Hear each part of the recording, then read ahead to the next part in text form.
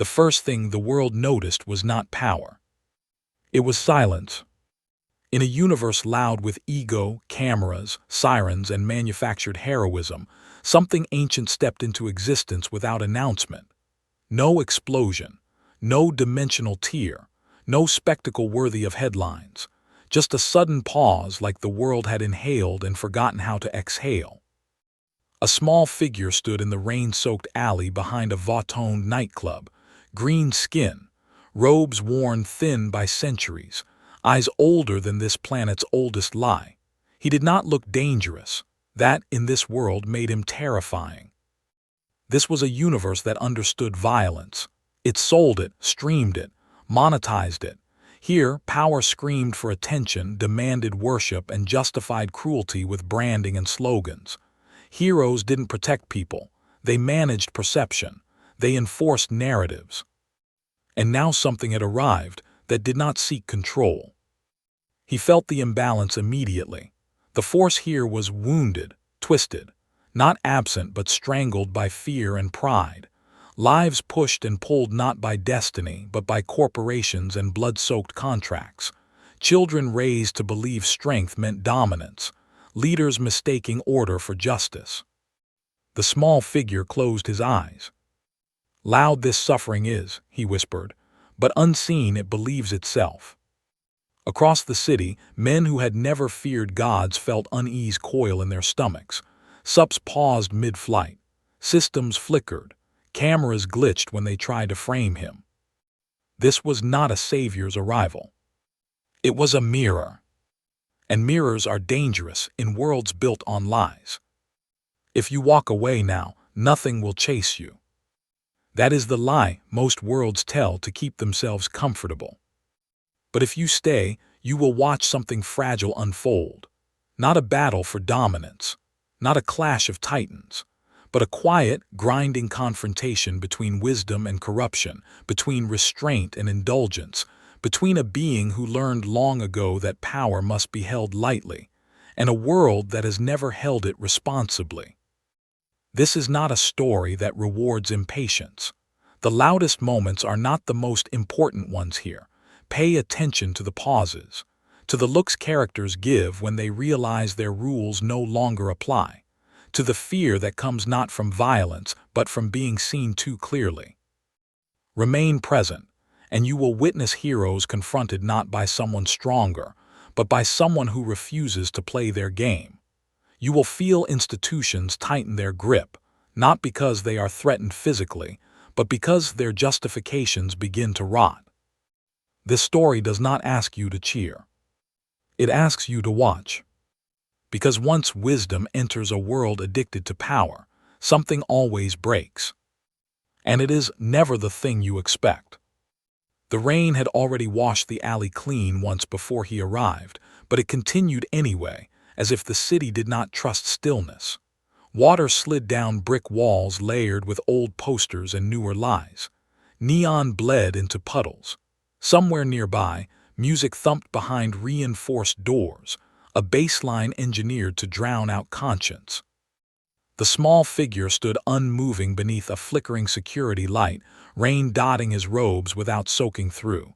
His breathing was slow, intentional. He felt this place before he saw it. The force here did not flow. It congested.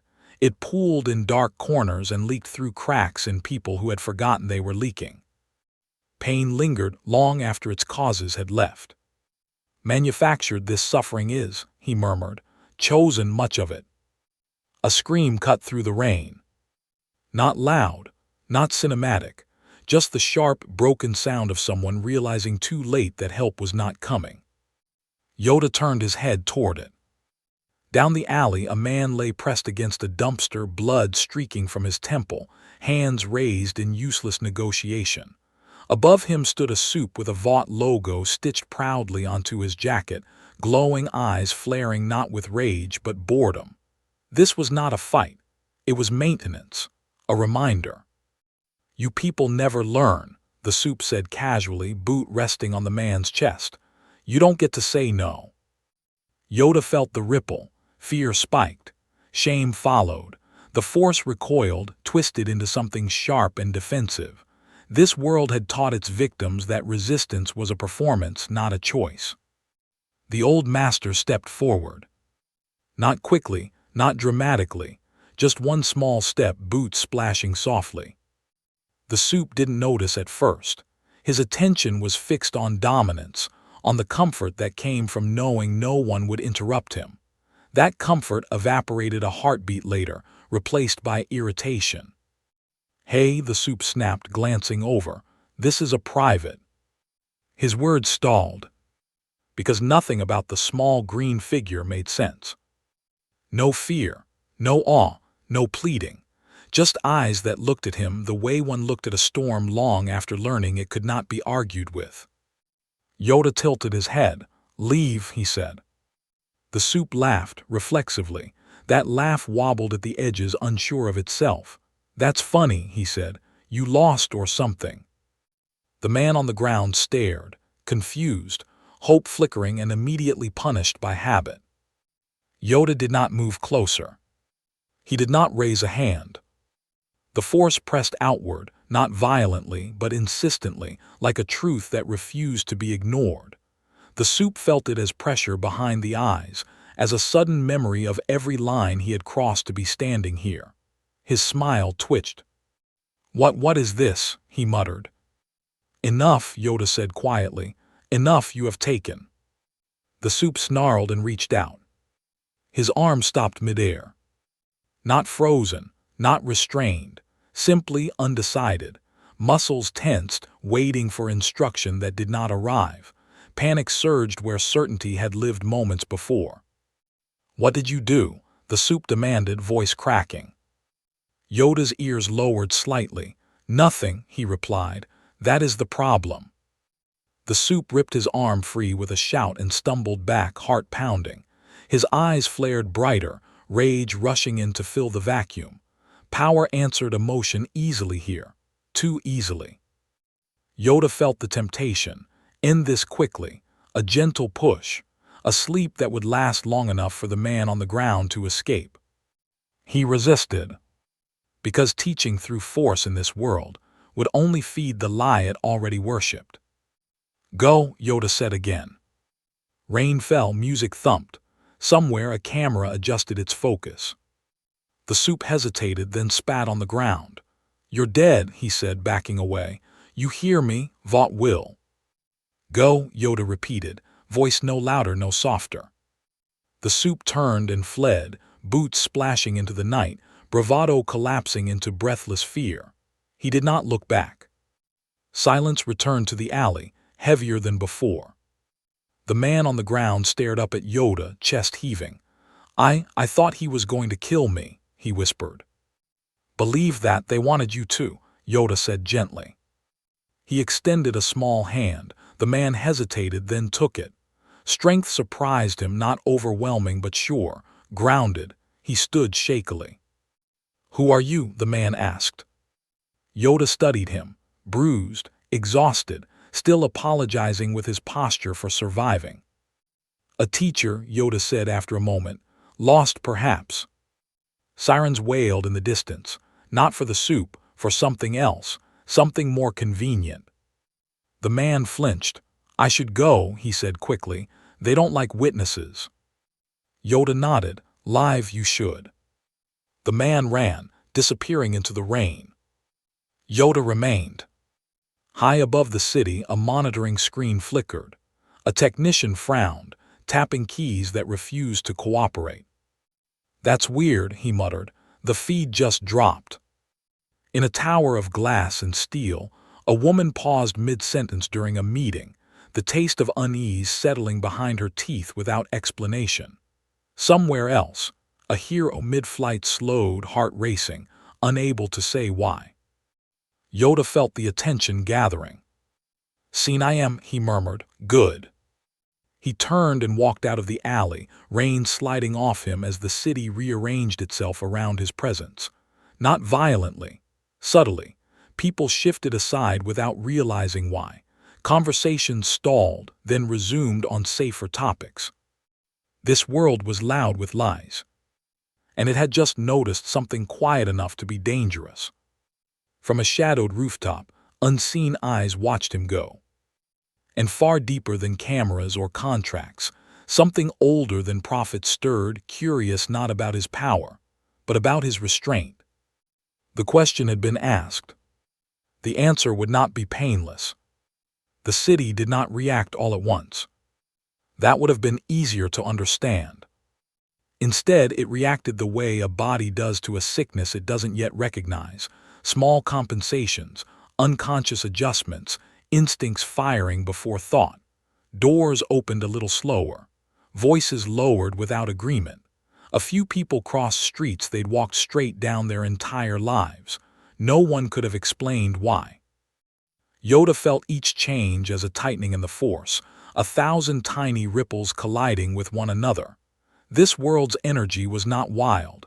It was controlled, packaged. Its imbalance was intentional, engineered by systems that profited from fear being predictable. He walked openly now, out of the alley and into the wider arteries of the city, robe brushing against passers-by who did not register contact until seconds later. Rain softened into mist. Neon reflections smeared across wet pavement like wounds that refused to close. A billboard loomed overhead, smiling faces promising safety, protection, belonging. Vought branding wrapped the message in reassurance sharp enough to cut. "Trust us," it said without saying it. Yoda stopped beneath the screen. The force recoiled. Not from him, from the lie. From the way millions of small hopes had been trained to point upward instead of inward. He sensed children raised to admire cruelty dressed as confidence. Adults taught to call exploitation order. Heroes praised not for restraint but for spectacle. Power worshipped, Yoda whispered. Wisdom abandoned. Across the street, a woman dropped her phone. She stared at Yoda, confusion tightening her brow, then shook herself and hurried on, pulse elevated for reasons she would never name. High above, in a glass-walled control room that never slept, a red indicator blinked. "Got another dropout," a technician said, leaning closer to his screen. "Same signature as before." His supervisor frowned. "Interference." "No," the technician replied slowly. "It's like the signal chooses not to be observed." That earned a silence. In another part of the city, a soup landed hard on a rooftop, boots cracking concrete as he absorbed his own panic with anger. The one from the alley. His breath came too fast. His hands shook as he replayed the moment in his head, again and again. He hadn't been hurt. That was the worst part. "Something's wrong," he muttered, pressing fingers to his temple. "That thing, it looked at me." He opened a private channel, voice brittle. "Vought, this is Apex 17. I had a situation." Static, then a calm voice smooth as silk. "Describe the anomaly." Apex hesitated. His pride resisted the word. "It wasn't hostile," he said finally. "It didn't fight." Another pause, longer. "That's unusual," the voice said. "Stay where you are." On the street below, Yoda felt the attention sharpen into focus. The force shifted, not violently but with the unmistakable sensation of being framed. This world did not rush to violence. It documented first, defined, labeled. "You watch," Yoda murmured, "but see you do not." He turned into a park carved awkwardly between towers, a strip of green that tried very hard to pretend it belonged. Children played near a fountain under the tired eyes of parents scrolling through news feeds. A street performer juggled glowing batons, applause thin and distracted. Yoda sat on a bench. The wood creaked beneath his weight, surprised by the honesty of it. He closed his eyes. The force responded reluctantly, like a muscle unused to gentleness. He felt the city's pain layered in sediment, generations of fear pressed down until numbness felt like peace. He felt the sups too, their presence loud and jagged, power flowing outward with no discipline, no listening. And beneath it all, something colder. Institutional hunger. A presence built not on malice, but on maintenance. Balance twisted, Yoda thought. Corrected it believes itself to be. A child's laughter broke through his meditation. A small boy chased a pigeon too slow to be afraid, tripping and catching himself with clumsy determination. His mother watched, half smiling, half distracted by the glow of her phone. The boy stopped suddenly, staring at Yoda. "Mom," he said, tugging her sleeve. He looked sad. The woman glanced over, startled by the sudden clarity of the statement. She opened her mouth to correct him, then stopped. Something about the small green figure resisted dismissal. "I'm sorry," she said awkwardly to Yoda. "Kids say weird things." Yoda smiled, soft and brief. "Truth, they say, often." The woman laughed nervously, unsure why her chest felt tight. "Are you an actor? Is this some kind of—" "No," Yoda replied. She nodded anyway, as if that answered something important. They sat in silence. The boy returned to his game, but slower now, more thoughtful. The mother watched him with a focus she hadn't felt in weeks. Across the park, a man in a suit pretended to tie his shoe while speaking quietly into his sleeve. "Visual confirmation," he murmured. "Subject is stationary, public environment." Yoda sensed the perimeter forming, not physical yet but conceptual. Lines drawn in intention, not chalk. The first move of containment was always to observe without acknowledging. Fear hides itself, Yoda thought, behind politeness. He stood. As he did, the air changed. Not pressure, expectation. A presence descended from the sky behind him, boots touching down with deliberate restraint. People gasped, phones rising instinctively. The comfort of spectacle flooded the space like a drug. Homelander smiled for the cameras. "All right," he said, voice carrying easily. "Let's see what we've got here." Yoda turned slowly. Homelander's grin faltered for half a second, just long enough to register confusion. He had faced monsters, terrorists, gods in costumes. He knew how fear looked when it found him. This was not fear. This was assessment. "You're short," Homelander said, defaulting to mockery, "and you don't look licensed." The crowd laughed uncertainly. Yoda met his gaze. The force brushed outward, tasting the rot beneath the smile. A child's need for approval twisted into cruelty by unchecked power. A man terrified of insignificance who could burn cities to prove otherwise. "Much pain you carry," Yoda said quietly. The laughter died. Homelander's eyes narrowed. "Excuse me." "You mistake strength for dominance," Yoda continued. "Common, that is, fatal it becomes." Homelander laughed again, louder, sharper. "You hear this guy," he said to the crowd. "Some kind of space goblin preaching mindfulness." His gaze snapped back to Yoda.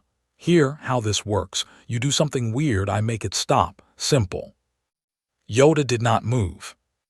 Did not raise a hand. The force did not lash out. It waited.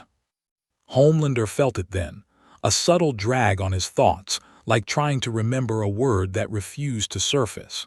His confidence stumbled, irritation spiking to cover it. "You think you're special," Homelander snarled. "I'm the strongest thing on this planet." Yoda's ears lowered slightly. "On this planet," he repeated. The implication landed harder than any blow. For a heartbeat, Homelander considered violence. The urge flared hot and familiar. In this, remind everyone who mattered. But something stopped him. Not fear. Reflection. For the first time in years, the thought occurred uninvited. What if I'm not enough? His jaw tightened. The question enraged him. "You're coming with me," Homelander said, stepping forward. The force pressed, not against Homelander's body but against his intent. His foot halted mid-step, muscles confused by hesitation he did not authorize. The crowd went silent. "What the hell?" Homelander growled, forcing himself forward with a snarl, breaking the moment through sheer will. The force yielded. Yoda felt it and allowed it. Because this was not the moment. Not yet. Careful, Yoda said softly. Chains you forge. Homelander loomed over him, breath hot with anger. I don't take advice from mascots. Yoda looked past him at the crowd, at the boy who had stopped playing, eyes wide. At the mother, hand pressed to her chest without knowing why. Watch, Yoda said, not to Homelander but to them. And he walked past the strongest man in the world. Gasps rippled outward. Homelander spun, stunned, not by disrespect but by the sensation of being dismissed. Camera's word hungry. This isn't over, Homelander shouted after him. Yoda did not turn. Behind the scenes, System screamed silently. In Vought Tower, executives leaned forward, fingers steepled. Data spiked in places that had never spiked before. Sentiment analysis fractured. Public reaction refused to settle into expected curves. Containment window closing, someone said. A woman in a white suit watched the replay of Homelander faltering, face unreadable. He didn't fight, she said. That's the problem. Yoda felt the shift as he left the park. The attention had changed quality. Curiosity had hardened into intent. They will not ignore this, he thought, nor should they. Above the city, clouds thickened without storm. The force trembled, aware that patience was being mistaken for weakness. And somewhere deep within the machinery of control, a decision was being prepared, not about how to stop the small green figure, but how to define him. Yoda paused at the edge of a crosswalk, watching the light change. Approaches the lesson, he murmured. Behind him, unseen, the world leaned forward, ready to test whether wisdom could survive a place that only respected power. The decision was made in rooms without windows. It did not come as a shout or a slammed fist. It arrived as alignment, as the quiet moment when competing interests discovered they wanted the same thing for different reasons: control, containment, narrative stability. Yoda felt it before the sun finished rising. He stood on the roof of a narrow building that smelled of rust and old rain, watching the city stretch itself awake. Sirens faded into routine. Traffic returned to familiar congestion.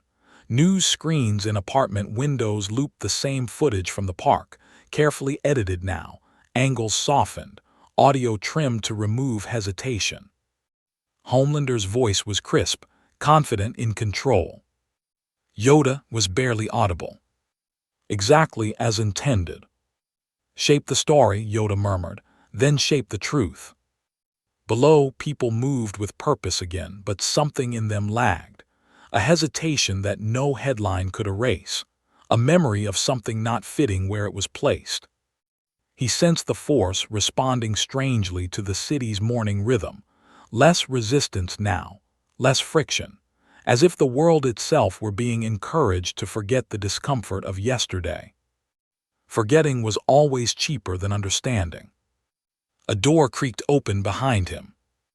A man stepped onto the roof carrying a paper cup of coffee and a look that had learned to distrust miracles. Mid-30s, unremarkable face, eyes too alert for someone pretending not to stare.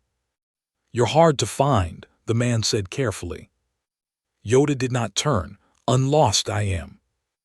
The man exhaled, almost smiling despite himself. "Right, of course." He took a step closer, boots crunching gravel. "Name's Mallory, Grace Mallory. I work for people who clean up messes that shouldn't exist." Yoda tilted his head slightly. The force around the man was scarred but focused. Pain carried like a weapon sharpened through use. "You hunt gods," Yoda said. Mallory stiffened. "We hold them accountable."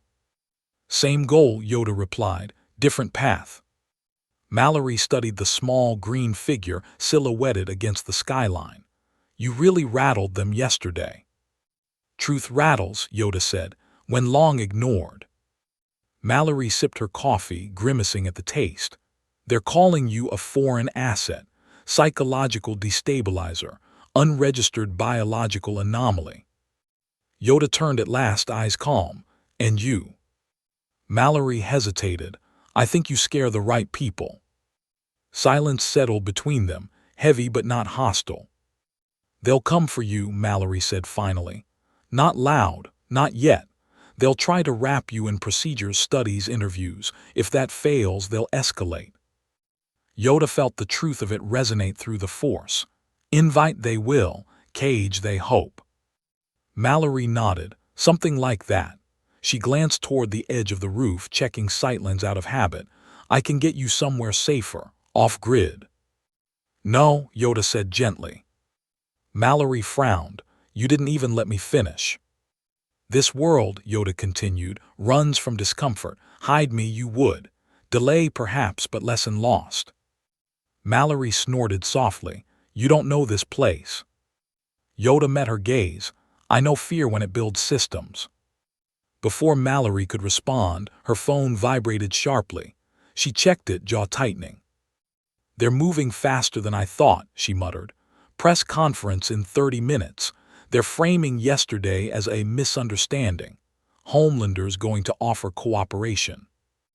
Yoda sensed it then, a tightening thread pulling events forward. The Force did not scream. It warned. Attend I must, Yoda said. Mallory blinked. Attend what? The lie, Yoda replied. The press conference was staged like a coronation. Lights washed the plaza in sterile brilliance. Cameras aligned in neat rows, each angle pre-approved. Security presence was visible but reassuring, weapons lowered, smiles practiced. Homelander stood at the center, cape immaculate, expression solemn in a way that suggested maturity without humility. Behind him, the banners spoke of unity. Yoda walked into the open space without announcement. Gasps rippled through the crowd as recognition spread. Mallory watched from the edge, pulse spiking. Homelander's eyes flicked toward Yoda, surprise leaking through the performance for half a second before the smile returned. Well, he said into the microphones, looks like our guest decided to join us. Yoda stopped a few paces away, close enough for the Force to feel the tension vibrating through Homelander's carefully arranged confidence. You speak for peace, Yoda said, yet prepare for war. Homelander chuckled lightly. I speak for stability. People deserve to feel safe. Safety built on denial, Yoda replied, voice carrying without effort, is a prison with soft walls. A murmur rolled through the crowd. Cameras zoomed in, hungry. Homelander's smile tightened. This isn't the time for philosophy. Always is, Yoda said. The Force shifted. Not violently. Publicly.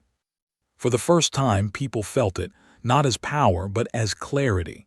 A pressure lifting just enough to allow doubt. Questions surfaced where certainty had been planted. Homelander felt it too. His heartbeat quickened, not from threat, but from the sensation of losing the room. Let's take this private, he said, extending a hand that did not quite stop shaking. Yoda looked at the hand, then at the faces behind it. Private truths, he said softly, become public wounds.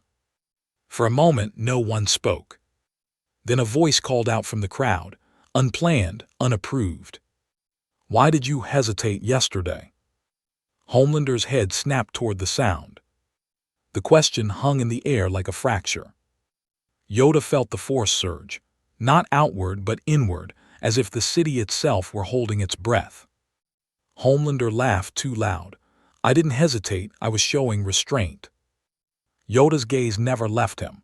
Restraint, he said, is chosen, fear is revealed. The crowd stirred, phones lowered, eyes sharpened. Mallory swore under her breath. This is bad, she whispered. This is very bad. Above them, unseen systems recalibrated, alarms tripping thresholds that had never been crossed. Analysts stared at screens that refused to predict. Because the narrative was slipping. And somewhere deep within the architecture of control, the final contingency prepared itself, not to silence Yoda, but to make an example of him. Yoda felt it arrive like a shadow crossing the force. Decide they have, he thought. The sky darkened, not with storm but with intention. And for the first time since entering this universe, Yoda sensed a threat not born of fear or cruelty, but of order. Order arrived quietly. That was how it always came in worlds that believed themselves civilized. No soldiers marched, no weapons were raised. Instead, barriers slid into place with polite efficiency. Drones adjusted altitude. Screens across the plaza flickered once, then stabilized, feeding a single calm message on repeat. Please remain where you are, for your safety. The crowd obeyed, without realizing they were doing so. Yoda felt it immediately, the shift from persuasion to enforcement.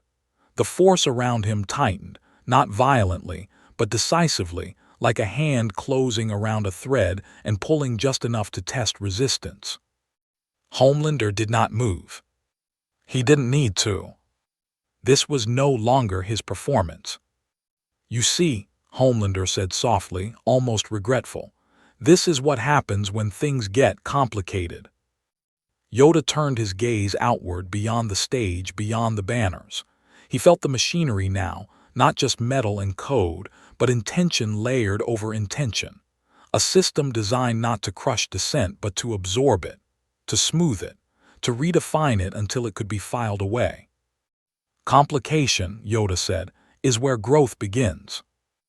Homelander's smile thinned. Growth isn't always good for business. Behind the cameras, voices whispered through headsets. Containment protocols advanced to the next phase. Not lethal, not yet, designed instead to isolate influence.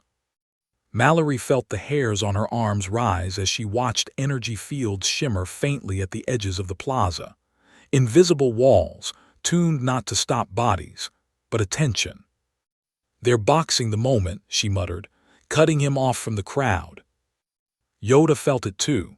The force dulled at the edges like sound muffled by thick walls.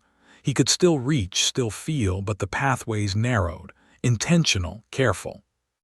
They fear contagion, Yoda said aloud. Homelander inclined his head. Ideas spread faster than punches. For a heartbeat, the world held still. Then a man in a tailored suit stepped forward from the side of the stage. Older, calm, eyes trained not on Yoda but on the crowd. My name is Jonah Vogel, the man said into the microphones. I represent the Federal Stability Commission. Mallory swore, of course you do. Vogel continued smoothly. We appreciate the passion on display today. However, we must prioritize public confidence. To that end, this individual will be escorted for evaluation.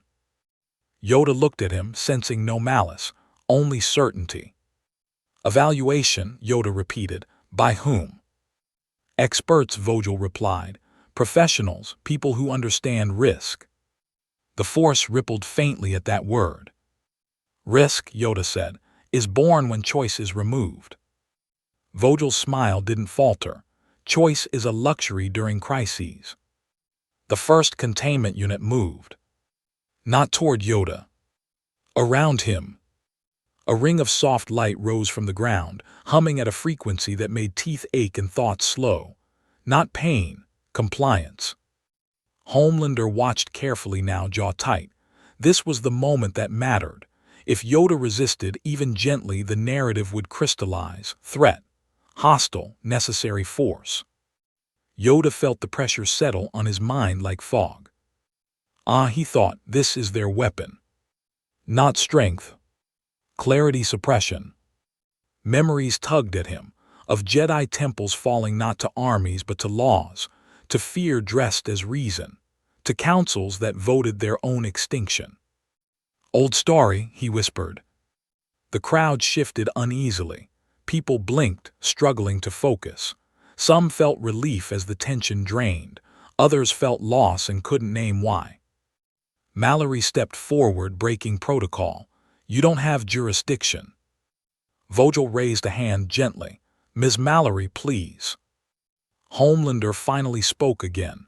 "This doesn't have to be difficult," he said, addressing Yoda directly. "You came here wanting to help. Let us help you understand." Yoda looked up at him. For the first time, Homelander felt truly seen. Not measured, not judged. "Seen? You fear becoming unnecessary," Yoda said softly, "and so you make others small." Homelander's eyes flashed. "I protect people."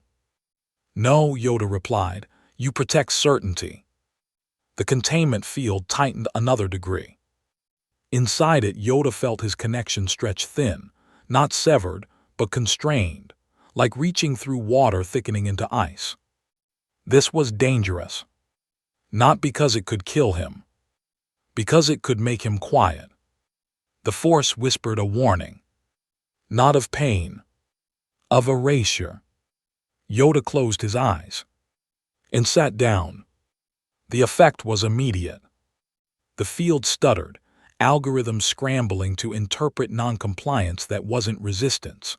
The crowd leaned forward as one, the spell of reassurance cracking.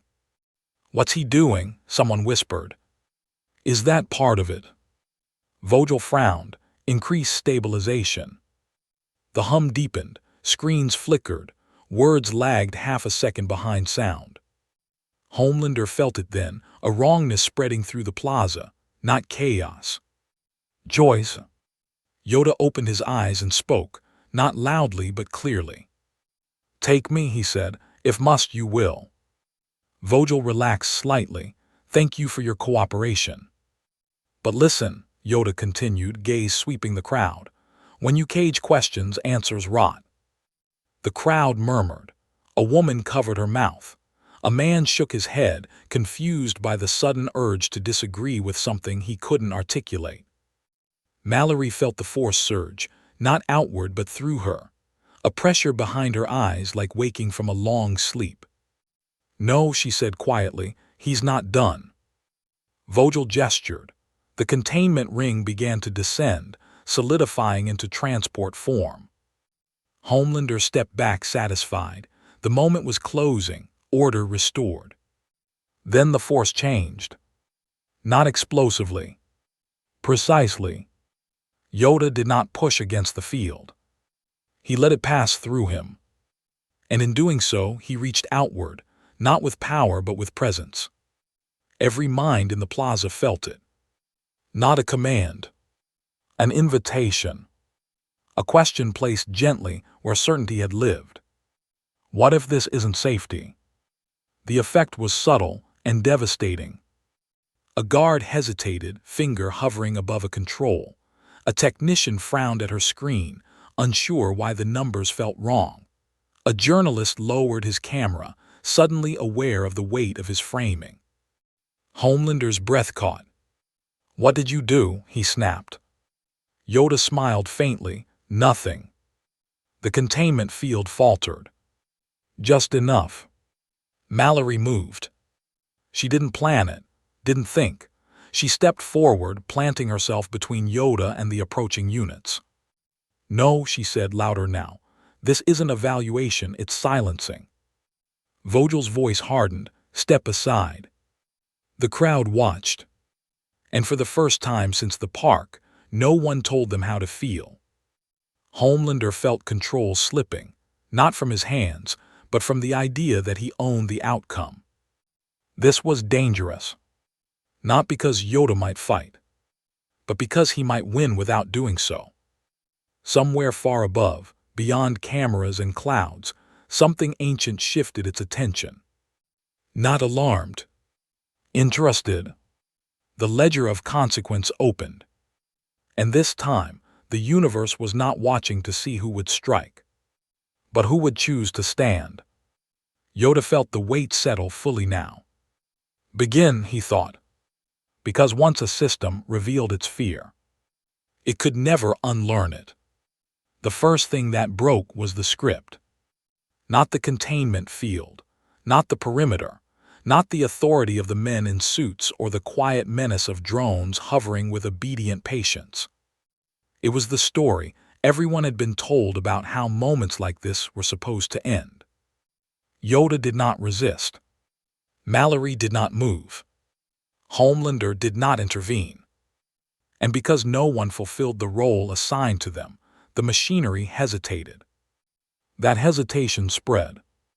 A guard glanced sideways at another guard, searching for confirmation that never arrived.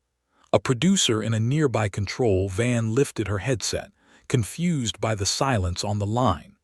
The scrolling reassurance banners on public screens lagged, their cadence suddenly off, as if the words themselves were unsure they still applied. Vogel felt it and hated it. "Proceed," he said, sharper now. "We're done indulging theatrics." The containment ring resumed its descent. This time it reached Yoda's shoulders. The hum deepened, vibrating through bone and thought alike. Not pain, never pain. This system wasn't designed for suffering. It was designed for compliance, for making resistance feel unnecessary, even embarrassing. Yoda felt the pressure press inward, not on his body but on his sense of self. Memories dulled at the edges. Focus narrowed. The force was still there, vast and patient, but access to it thinned, filtered through layers of engineered calm. "Ah," he thought. "This is how they do it. Not with chains. With comfort." Homelander folded his arms, eyes never leaving Yoda. A part of him, small, buried, furious, wanted the old creature to scream, to push back, to justify everything Homelander believed about strength and dominance and necessity. But Yoda only breathed. Slowly, deliberately. And that calm became contagious. A woman in the crowd lowered her phone, suddenly aware that her hands were shaking. A teenager frowned, unable to remember why he'd been so eager for this moment to resolve. A man who'd come hopping for spectacle felt a dull disappointment, and beneath it, a question he hadn't asked himself in years. Why do I need this to end cleanly? Mallory felt it like a hook under her ribs. She had lived too long in gray rooms with bad lighting and worse choices not to recognize the feeling. This wasn't chaos. This was a system exposed mid-operation. "They can't finish this," she muttered, "not cleanly." Vogel heard her and ignored her. He gestured again, and the containment unit began to solidify, edges hardening, intent finalizing. In another 30 seconds, Yoda would be transported to a place without cameras, without crowds, without friction. A place where narratives were written after the fact. Homelander leaned slightly toward Vogel. "Wrap it up," he said under his breath. "This is starting to smell like doubt." Vogel nodded, agreed. The field tightened one last time. And then something shifted. Not outward. Inward. Yoda did not push against the field. He let it complete. Let it define him as contained. And then, gently, almost imperceptibly, he stopped being the center of the moment.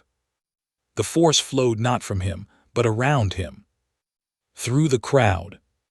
Through Mallory. Through the guards. Through Homelander. It wasn't control. It was reflection. Every person in the plaza felt something surface, brief, uncomfortable, undeniable. A memory of the last time they'd chosen safety over conscience. The last time they'd accepted a simple explanation because the truth required action. Homelander's jaw tightened. He saw it then, not an attack, not a manipulation, but a mirror. And he recoiled. "What is this?" he hissed. "Turn it off." Vogel stared at his tablet, fingers flying. "I'm trying." The numbers didn't spike. They drifted. Models that predicted compliance began returning inconsistent results. Behavioral forecasts fractured into probabilities too broad to be useful. The system was built to respond to force, to fear, to escalation. It had no answer for stillness. Mallory stepped forward again, voice steady now. "You don't have him," she said. "You never did." Vogel snapped his head toward her. "You're out of line." "Then arrest me," she replied. "Say it out loud." The crowd stirred. Homelander felt the shift immediately. The danger was Yoda anymore. It was momentum, sliding out of his control, carried by people who had forgotten how much they liked being told what to think. This was how it started. Not riots. Questions. Homelander stepped forward, boots striking the stage with deliberate weight. Cameras snapped back to him instinctively. The familiar anchor, the certainty. "Listen to me," he said, voice warm, reassuring, practiced. "Everyone just needs to calm down. This being is not under attack, he's being helped." Yoda looked up at him. "So said the Sith," he replied quietly. Homelander's smile cracked. The word landed harder than a punch.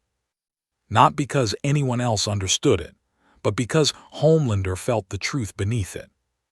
"You don't know me," he snapped. Yoda tilted his head. "You are afraid," he said, "and fear you call order." Homelander's eyes burned. For a split second, the crowd saw something raw behind the symbol, something human, something ugly. Vogel stepped between them quickly. "Enough." He turned to the crowd. "This is over, please disperse." The screens reinforced it, the drones lowered. The pressure returned not as suggestion but command. And it worked. Mostly. People began to move, slowly, unevenly. Some resisted the urge, blinking as if waking from a dream. Others welcomed it, relief flooding back as responsibility slipped from their shoulders. Mallory watched it happen, heart heavy. "Damn it," she whispered, "that was the window." Yoda felt it too. The moment was closing. Not lost, but deferred. The containment unit sealed fully now, forming a translucent cocoon around him. The force thinned again, its pathways narrowing as the system reasserted itself. But something had changed. Homelander felt it in his gut. The system had blinked. Just once. And once was enough. As Yoda was lifted from the stage, the crowd parting under gentle pressure, he turned his gaze inward, listening. Far away, beyond the city, beyond the noise, beyond even this violent, anxious world, something ancient shifted. Not the force. Something else. Something that watched worlds stumble and learn and break and try again. Interest sharpened. Calculation began. Yoda's eyes closed as the transport accelerated. "Seen," he thought, "we have been seen." And in the silence that followed, Homelander stood alone on the stage, smiling for cameras that no longer fully trusted him, while far above them all, consequence took its first irreversible step. The real test had not begun. It had merely been scheduled. The transport did not fly toward a prison. That was the first detail Mallory noticed, and the one that made her stomach tighten. She stood at the edge of the cleared plaza, coat collar pulled high, watching the containment vehicle rise into the smog gray sky. It moved smoothly, confidently, following a corridor that wasn't listed on any public flight map. No sirens, no escort fighters, no show of force. This wasn't about fear. It was about control, so normalized it no longer needed to announce itself. "Black site?" Frenchie asked beside her, lighting a cigarette with shaking hands he pretended were steady. Mallory didn't look at him. "Worse." "How?" She exhaled slowly. "Black sites assume you're hiding something illegal. This assumes you're doing what's allowed." Inside the containment shell, Yoda sat with eyes closed, breathing shallow but even. The hum of the field surrounded him like a fog that didn't touch skin, only intent. Thoughts slowed. Memories dulled at the edges, not erased, just softened like stones worn smooth by patient water. This system was elegant, cruel in its subtlety. It didn't suppress the force directly. It narrowed the context in which the force could act. The will to move remained. The capacity to choose did not. Ah, clever, Yoda thought. Around him, translucent panels flickered with data, biometrics, neural scans, behavioral projections. The machine wasn't interested in what he was capable of. It wanted to know what he would become. The transport descended into a facility carved beneath the city's oldest infrastructure, tunnels laid before the age of superheroes, reinforced layer by layer as the world learned new ways to fear itself. The landing bay was quiet, clean, efficient. Too efficient. The shell opened without ceremony. A man waited. Not Vogel. This one was younger, his expression carefully neutral, his posture relaxed in the way of someone trained never to appear threatening. "Master Yoda," he said politely, "welcome." Yoda opened his eyes. "Names matter," he replied. "Yours tell me." The man hesitated just a flicker, then smiled. "Dr. Elias Kessler, Behavioral Ethics Division." "Ethics," Yoda echoed.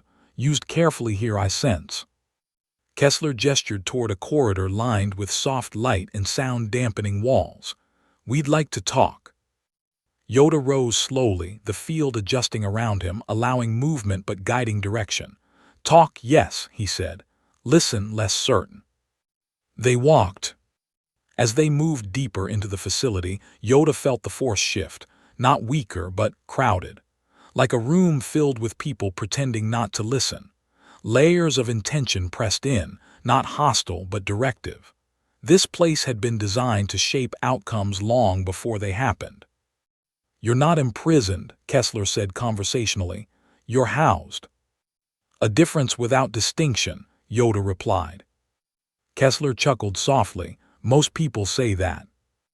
They entered a chamber that looked more like a meditation room than an interrogation suite. No restraints, no visible weapons, just two chairs, a low table and walls that breathed light in slow, rhythmic pulses. "Sit," Kessler invited. Yoda did. Kessler remained standing. "You caused a measurable disruption today." "Caused?" Yoda asked, "or revealed?" Kessler smiled thinly. "You made people hesitate." "Yes." "In a world that runs on momentum." Yoda nodded. "Dangerous, that is." "Exactly," Kessler said. "You understand." Yoda studied him carefully. This man believed what he was saying. That made him far more dangerous than Vogel. "You see peace as interruption," Yoda said, "not as outcome." Kessler tilted his head. "Peace without structure collapses. We've seen it, over and over. You didn't offer guidance. You offered absence." "Absence allows choice." "Choice terrifies people," Kessler replied, "and terrified people build monsters." Yoda felt the truth of that ripple outward. "Yes," he said softly, "they do." Kessler leaned forward slightly. "That's why we're here, to ensure your presence doesn't destabilize more than it heals." "And if I refuse?" Yoda asked. Kessler spread his hands. "Then nothing happens." Yoda's ears twitched. "A lie, that is." Kessler didn't deny it. Above ground, Homelander watched the city from a vault tower window, jaw tight, eyes unfocused. The press conference had gone well better than expected. Calm statements, reassurances, a narrative neatly folded back into place. And yet, he couldn't shake the feeling that something had slipped. Not power. Meaning. They contained the creature, the crowd had dispersed, the system had held. So why did it feel like he'd lost ground? "Sir," Ashley said cautiously from behind him, "public sentiment is stabilizing."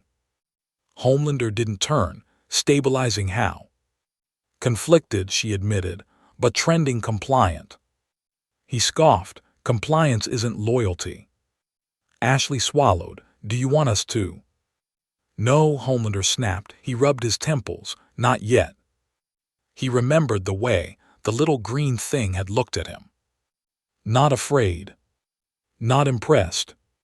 Just disappointed. The thought made his chest burn. Somewhere deep in the city, Mallory sat alone in her car, engine off, listening to police scanners chatter themselves into meaningless noise. The window had closed. The moment passed. But she knew the type of men who built rooms like the one Yoda now sat in.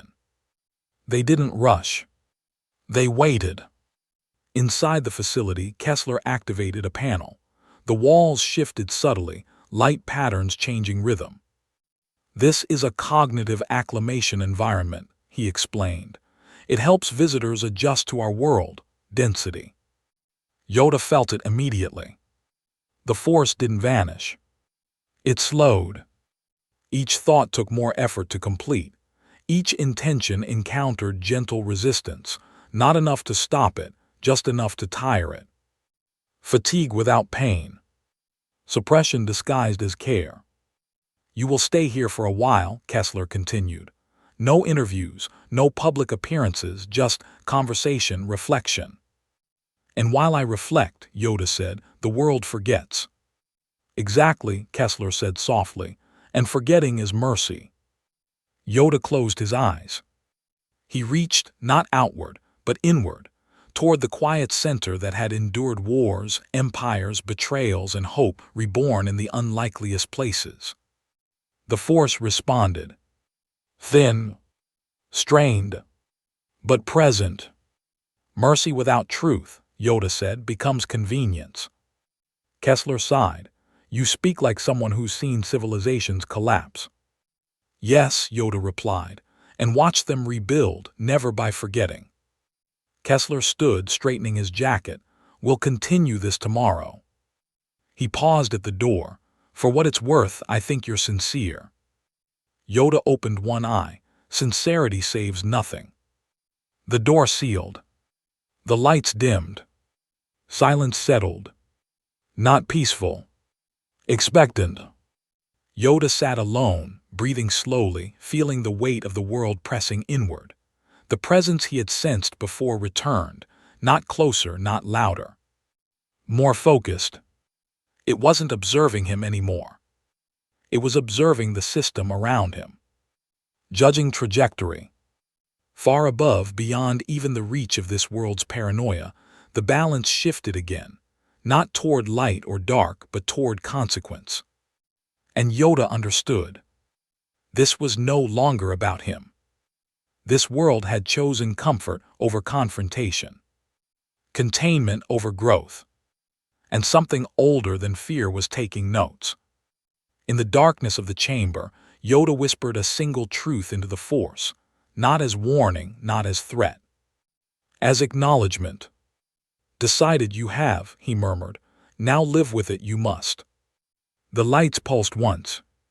Somewhere in the city, alarms failed to trigger when they should have.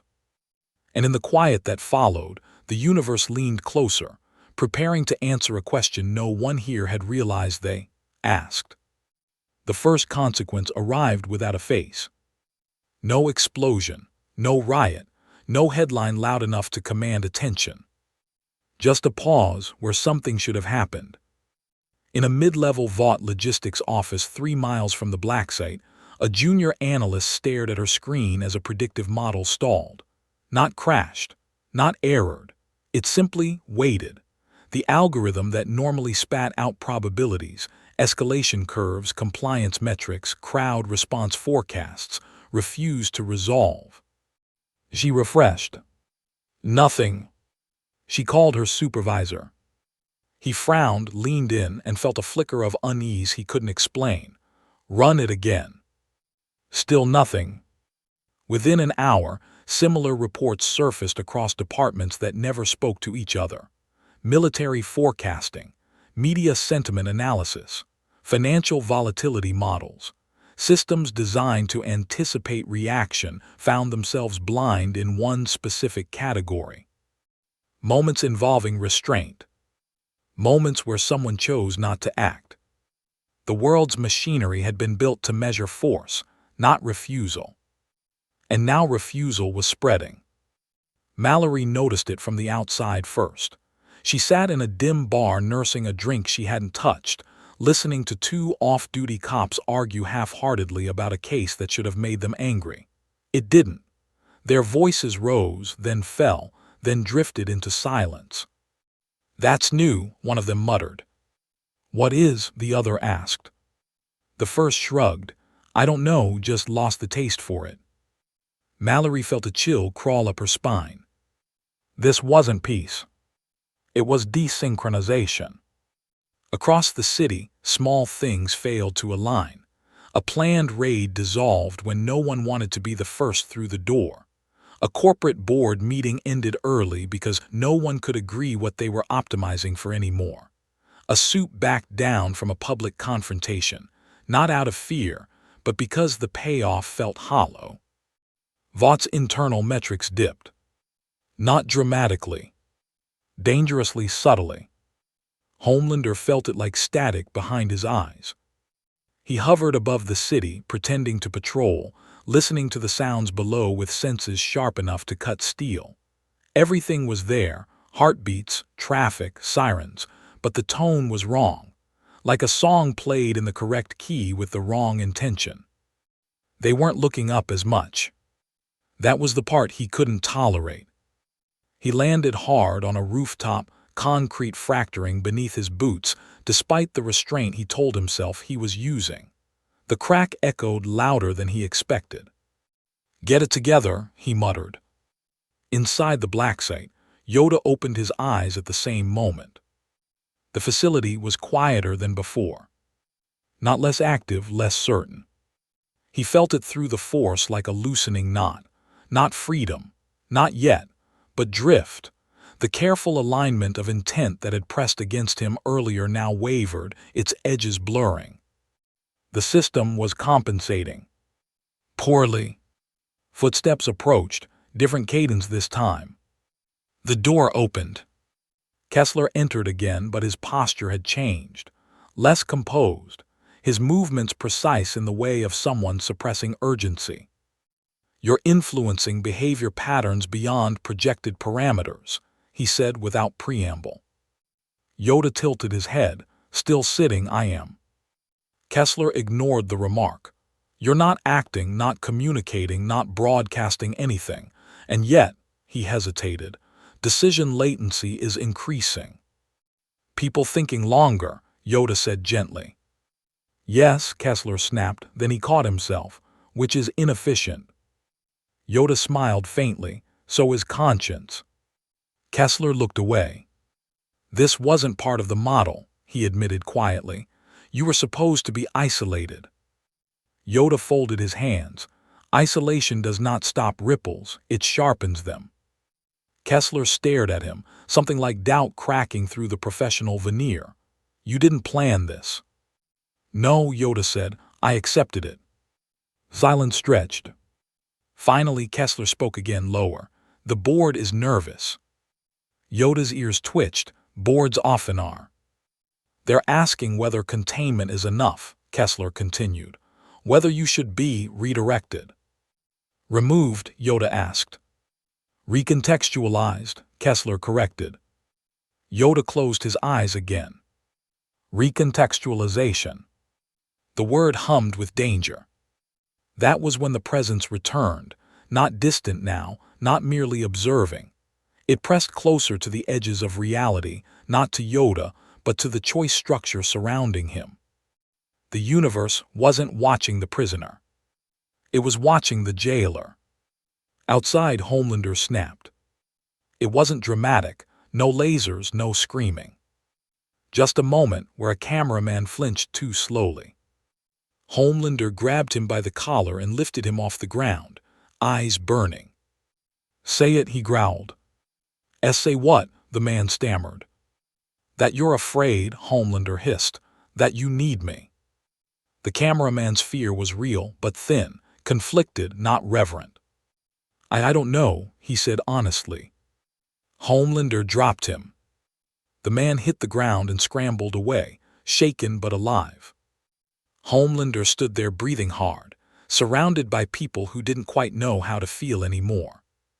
That was worse than hatred. Back in the facility, Kessler activated another panel. The light in the room shifted again, sharper now, more directive. "We're escalating environmental influence," he said. "Subtle adjustments, emotional framing, behavioral reinforcement." "You will push," Yoda said. "Yes," Kessler replied. until the world pushes back. Yoda looked at him then, truly looked. And if it does not? Kessler hesitated. That hesitation was the answer. Somewhere beyond sight, the balance tipped, not toward chaos, not toward peace, but toward exposure. Systems built on certainty began to strain. And Yoda understood the new dilemma forming, not his own, but the world. If they tightened control, they revealed fear. If they loosened it, they revealed emptiness. Either way, the mask would crack. And something far older than Vought, older than heroes, older than even the Force itself, was waiting to see which fracture came first.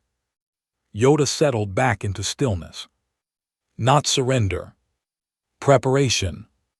Because the next move would not belong to him. It would belong to a world deciding how much uncertainty it could survive. The escalation did not announce itself. It slid into place quietly, like a hand tightening on a rail you didn't realize you were leaning against. Vought called it a recalibration. Internally, it was framed as confidence restoration.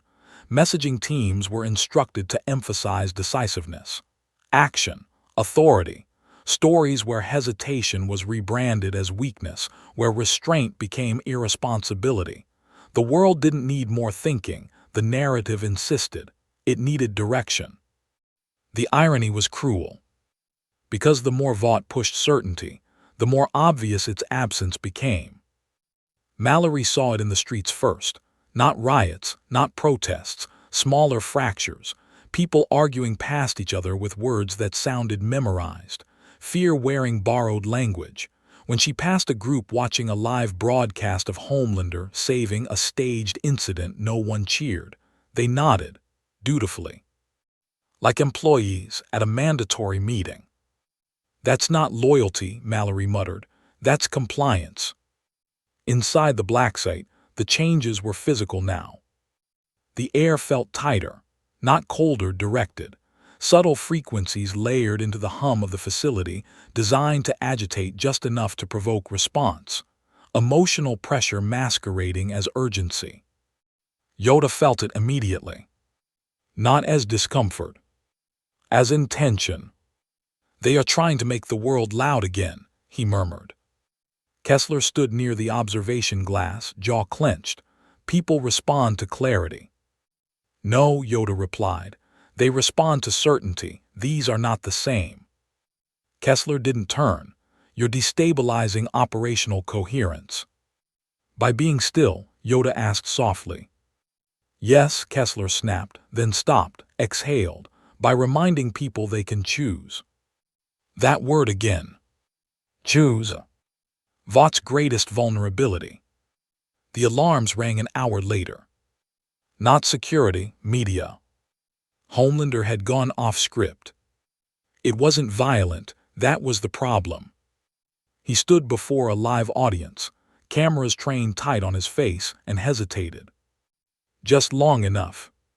I'm here, he said finally, voice strained into confidence. Because you need someone who won't hesitate, someone who acts. The pause before applause was brief. But it existed. Homelander felt it like a slap. Later, alone in a mirrored room high above the city, he stared at his own reflection. They're doing this to me, he whispered. That thing, that goblin. The reflection did not answer. Back in the facility, Kessler received the order. It came from above him, above the board, from a level that rarely intervened directly. Phase override approved. No euphemism this time. They were done waiting. We're moving you, Kessler said flatly. Yoda opened one eye. To where? A place with fewer variables. Yoda nodded. Fewer mirrors, you mean? Kessler's jaw tightened. This isn't punishment. No, Yoda agreed. This is fear. The transport was prepared quickly, too quickly. No ceremony, no explanation to staff. Even secrecy felt rushed now, like the system had begun to distrust its own shadows. As Yoda was escorted down the corridor, guards avoided his gaze. not because he compelled them, but because looking at him made something inside them hesitate. One of them faltered. Just a step. Enough. Yoda felt it and turned slightly. Afraid you are. The guard swallowed. I don't know what I'm supposed to feel. Yoda nodded gently. That is the beginning. The facility lights flickered as the transport doors sealed. Not power failure. Synchronization failure. Above ground, the world shuddered, not physically but narratively. A suit backed out of a public confrontation live on camera. A politician abandoned a rehearsed talking point mid-sentence, visibly shaken. A VOT-sponsored focus group dissolved into argument when participants realized they didn't agree on what safe meant anymore. The recalibration was backfiring. Homelander snapped again, but this time it wasn't public. He stormed into a private VOT chamber, tearing a steel door off its hinges and throwing it aside.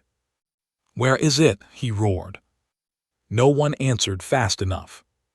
He grabbed a senior executive, lifted him effortlessly. He's poisoning them, Homelander hissed. Fix it. The executive's fear was real, sharp, familiar. But it didn't satisfy him. Because underneath it was something else. Resentment. Homelander dropped him. Inside the transport, Yoda felt the greater presence stir again, closer now, no longer passive. The balance was reaching a decision point. Not good versus evil, but control versus consequence. Yoda closed his eyes. Too tight the grip has become, he whispered, and what happens when grip tightens? The answer came from the world itself. The transport stopped. Not malfunction. Intervention. Kessler stared at the diagnostics in disbelief. That's impossible. Outside, the air shimmered, not with energy but with refusal. Systems refused to align. Commands refused to propagate. Authority refused to complete itself. The universe was not rebelling. It was declining to cooperate. Yoda felt the moment arrive, the one he had not engineered, only prepared for. He opened his eyes.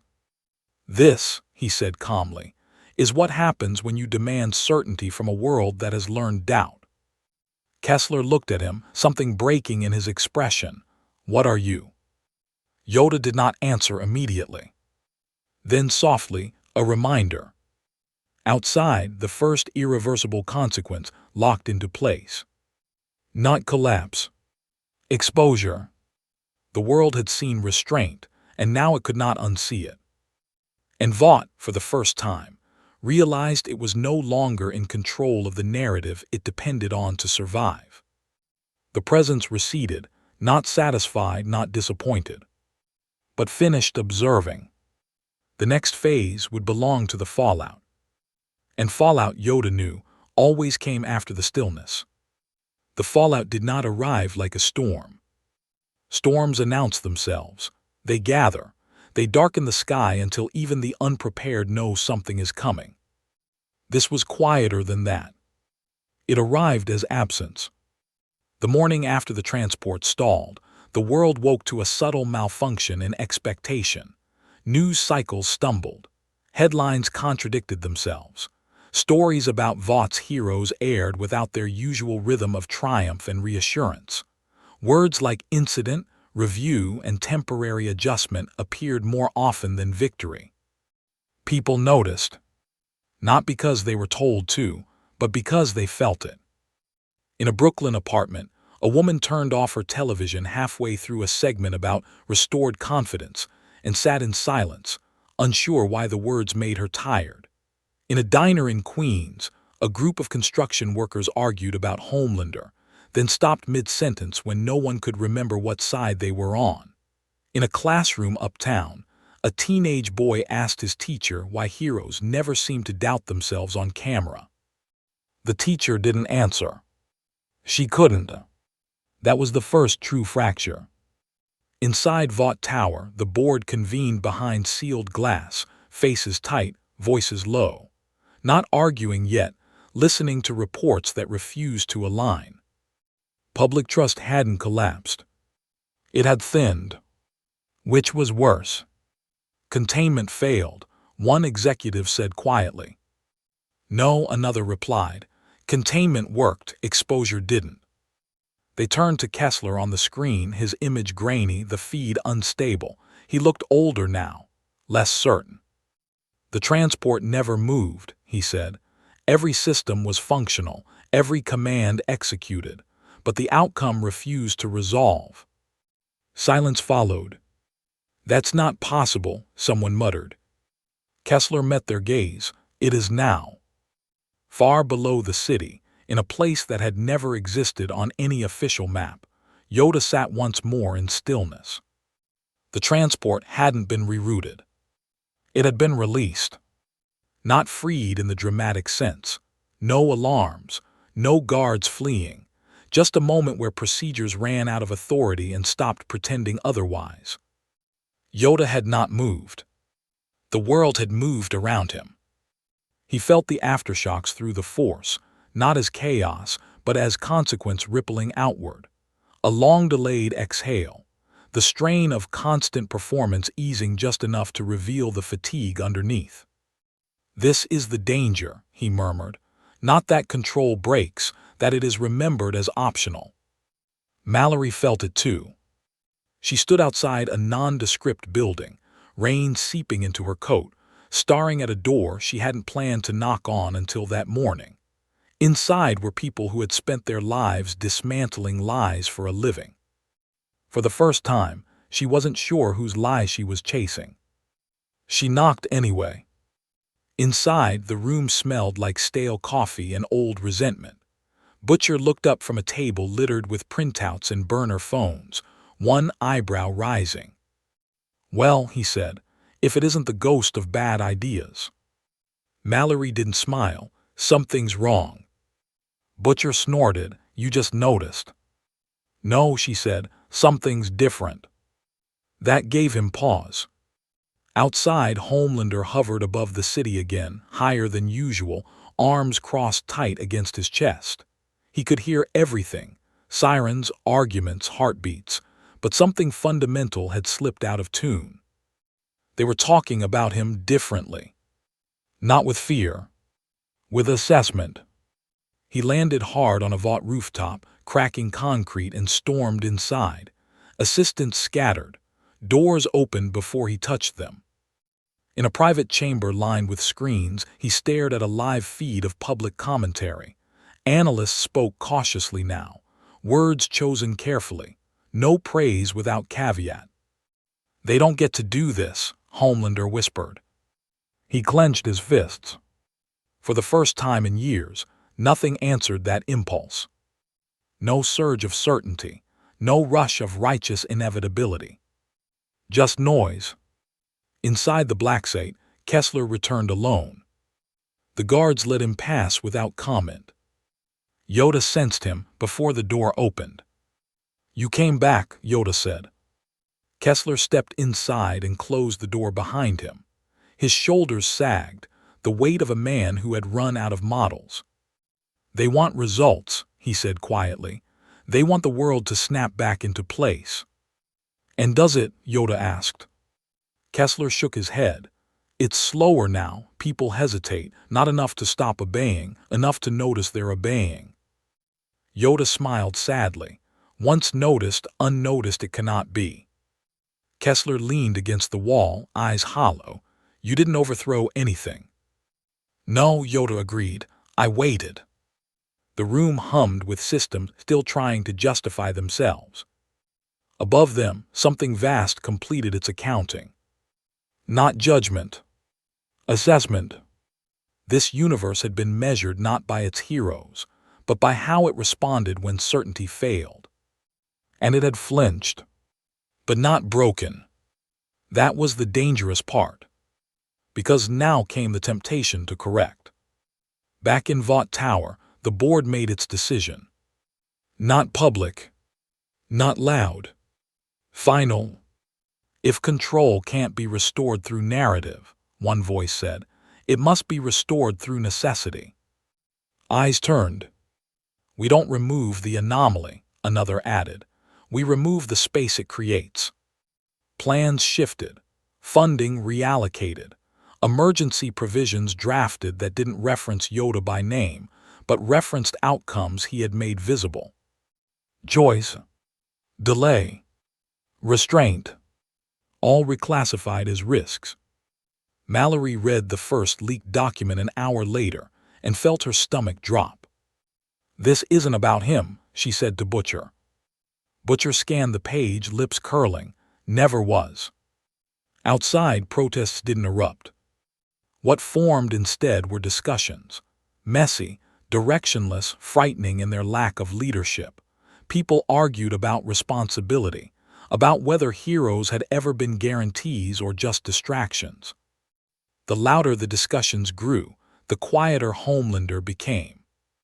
He stood alone in a mirrored room again, staring at his reflection, not admiring it, not hating it. Studying it. "What happens," he asked the empty room, "if they don't need me?" The reflection did not answer. Inside the black site, Yoda felt the next wave forming. Not violence. Necessity weaponized. He rose slowly to his feet for the first time since arriving. The force shifted, not flaring, not bending reality, but aligning.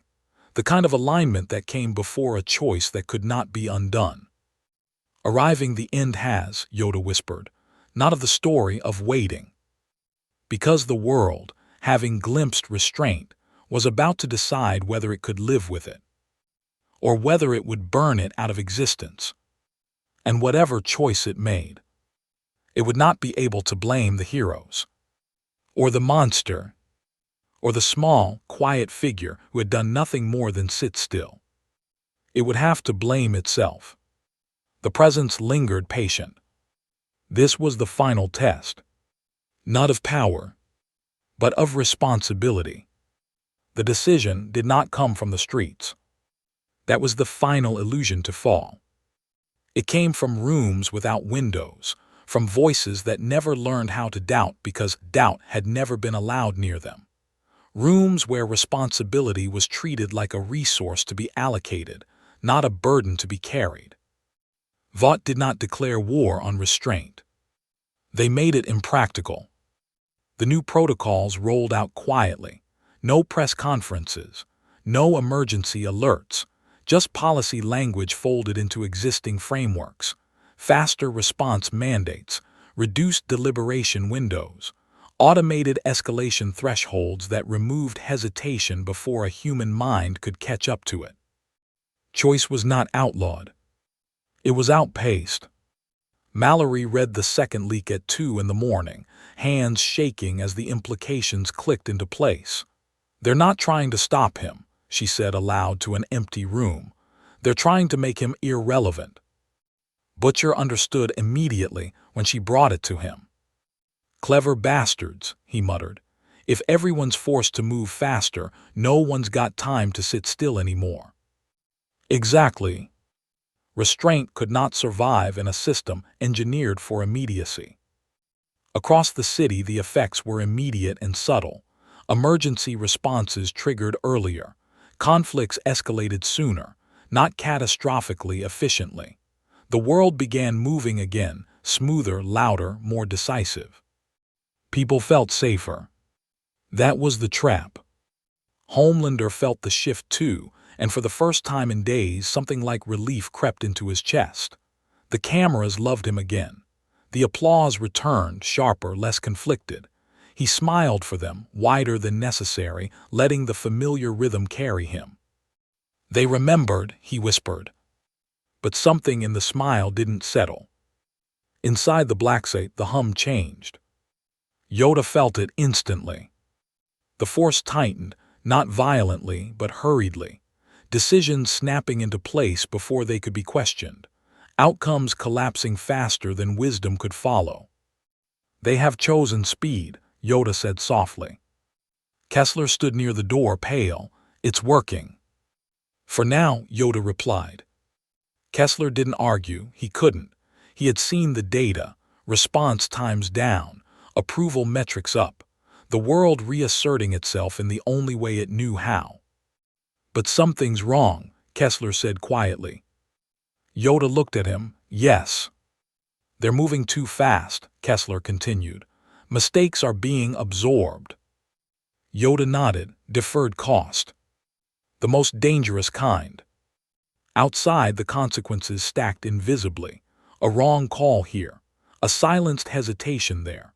No single disaster, just a growing density of unexamined choices piling up beneath the surface. The universe noticed. Not as judgment. As imbalance. The presence returned one last time, not looming, not curious. Resolute. It did not focus on Yoda. It focused on the world that had chosen momentum over meaning. Yoda felt it and understood. This was not a punishment cycle. It was not correction through destruction. It was withdrawal. The universe was stepping back, allowing the world to live entirely with the systems it had chosen. That was the verdict. Yoda exhaled slowly and turned toward Kessler. Now you see. Kessler swallowed. What? That I was never the danger, Yoda said gently. I was the delay.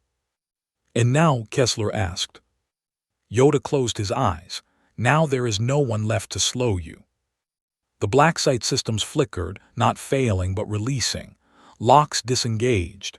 Barriers softened. Not because of force, but because the need for containment had evaporated. Yoda was no longer relevant. And that terrified Kessler more than any escape ever could. Above ground, Mallory watched footage of a crisis resolved too quickly, too cleanly. Something about it made her sick. They didn't ask, she whispered. They didn't even look.